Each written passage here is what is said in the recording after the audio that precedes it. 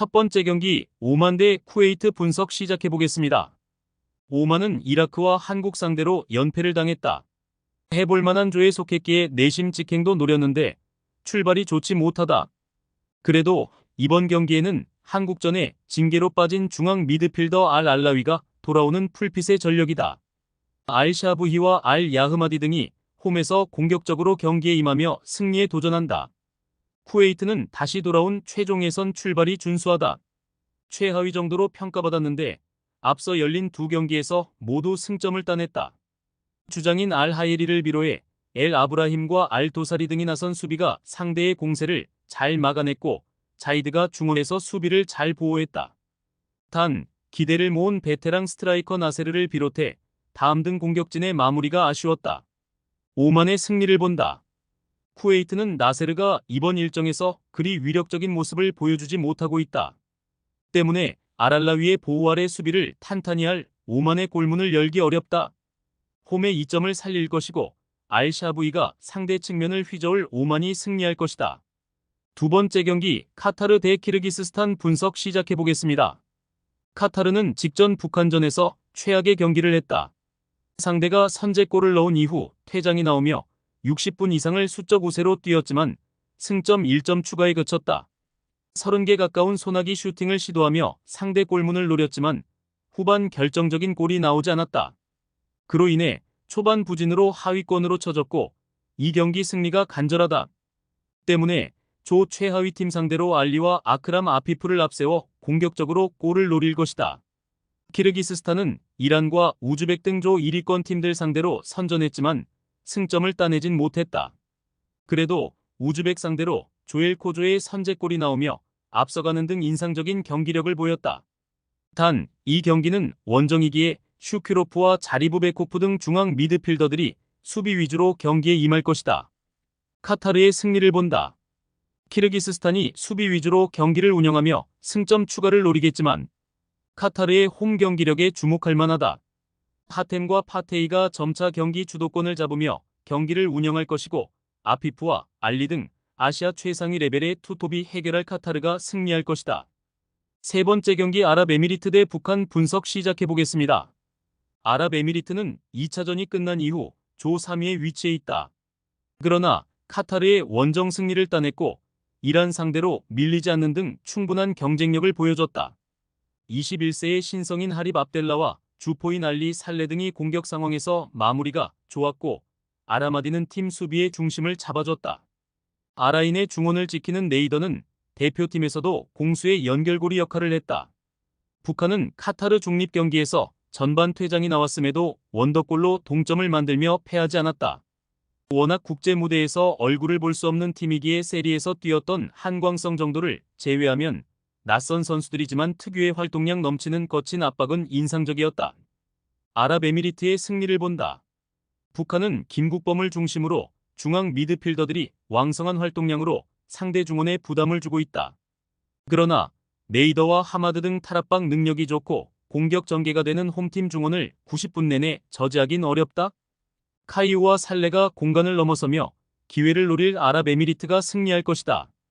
네 번째 경기 바레인 대 인도네시아 분석 시작해 보겠습니다. 바레인은 승점 3점으로 조 3위를 달리고 있다. 조 최하위권에 머물 거란 예상과 달리 첫 경기에서 호주 상대로 원정에서 승리했다. 그러나 다음 홈 경기에서 일본에 5실점하며 완패했다. 공격적으로 강점이 있는 팀이 아니기에 수비 위주로 무승부를 노렸는데 선제골 허용 이후 급격히 무너졌다. 그래도 알하얌과 베나디 등이 나서는 수비는 어느 정도 경쟁력이 있다. 인도네시아는 9월 일정에서 2패가 유력했다. 월드컵 직행이 유력해 보인 사우디와 호주를 상대했기에 그런 결과가 예상됐는데 1패도 당하지 않았다. 이즈스와 허브너, 페르동크 등이 나선 수비가 안정감 있게 경기를 운영하며 이 경기에서 1골만 허용했다. 제너를 비롯해 중원 경기력도 좋았는데 적극적인 귀화 정책과 신태용 감독의 용병술이 결과로 이어지고 있다. 접전을 본다. 바레인의 홈에 2점을 앞세워 후마이단과 샤이키 등으로 승부를 보려할 것이다. 그러나 제너의 안정적인 수비 보호 아래 허브너와 리더가 최종 수비를 책임질 인도네시아가 쉽게 리드를 내주지 않을 것이다. 두 팀이 접전을 가져가며 승점을 나눠 가질 것이다. 다섯 번째 경기 사우디아라비아 대 일본 분석 시작해 보겠습니다. 사우디는 인도네시아와 무승부를 기록하며 초반 2위에 머물러 있다. 그러나 조 1위 팀인 일본을 괴롭힐 수 있는 가장 유력한 대항마다. 워낙 좋은 클래스의 선수들이 많이 뛰는 리그기에 상위권 팀에서 로테이션 자원으로 분류되기도 하지만 알힐랄의 알도사리아, 알나스르의 가리부, 알카이바리 등 서아시아 최고 수준의 선수들이 있고 알브라이칸과 알셰으리가 공격을 이끌 수 있다. 일본은 이 경기 12득점 무실점으로 1위를 질주 중이다. 첫 경기 중국전 대승에 이어 바레인 원정에서도 5골을 몰아쳤다. 이번 대표팀의 나가토모 유토와 히로키, 모치즈키 등이 합류하긴 했지만 수비진을 제외하면 전원이 해외파다. 우에다와 마에다, 엔도와 미나미노, 하타테 등 챔스를 밟은 선수들이 즐비하고 포르투갈 최고의 중앙 미드필더인 모리타와 브라이튼의 에이스인 미토마 등 강력한 전력이다. 접전을 본다. 일본은 미나미노와 이토주냐, 도안과 쿠보 등 2선과 최전방을 오가며 사우디 수비를 공략할 선수들이 있다. 그러나 칸노의 공백에도 가리부와 알카이바리, 알감디 등이 중원에서 터프하게 상대 공격을 저지할 사우디 상대로는 고전할 것이다. 사우디가 경기 내내 강한 압박으로 일본을 어렵게 하며 승점 1점을 챙길 수 있다. 여섯 번째 경기 이라크 대 팔레스타인 분석 시작해 보겠습니다. 이라크는 예상대로 한국, 요르단과 더불어 조 선두 다툼을 하고 있다. 쿠웨이트 원정에서 무승부를 기록하긴 했지만 오만 상대로 승리했다. 알 아마리와 아라자이 등 공격 전개는 물론 수비력도 빼어난 더블 볼란치가 워낙 경기를 잘 풀어줬고 하킴 키퍼도 수차례나 위기에서 팀을 구해냈다. 비록 이 경기에는 중앙 수비수인 술라카가 결장하지만 타으신과 후세인 알리 등이 공백을 메울 수 있다. 팔레스타인은 첫 경기에서 한국 상대로 승점을 따냈다. 그러나 요르단 상대로 후반 무너지며 패했기에 하위권으로 처졌다. 안정적인 수비를 보여줬지만 아부알리를 제외하면 역습의 완성도가 떨어졌다. 때문에 이번 원정에는 확실하게 라인을 내린 수비 축구로 승점을 노릴 것이다. 이라크의 승리를 본다. 팔레스타인이 라인을 내리며 선수비 후역습으로 승점 추가를 노릴 것이다.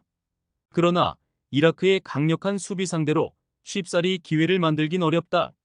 아민이 빠른 발로 원정팀 수비를 공략할 것이고 아이맨 후세인이 기회를 놓치지 않을 이라크가 승리할 것이다. 최종 조합은 영상 아래 고정 댓글로 말 걸어주시면 오늘 정보방에서 무료로 공유해드립니다. 제발 손해보면서 토토하지 말고 다같이 웃으면서 즐겁게 베팅합시다.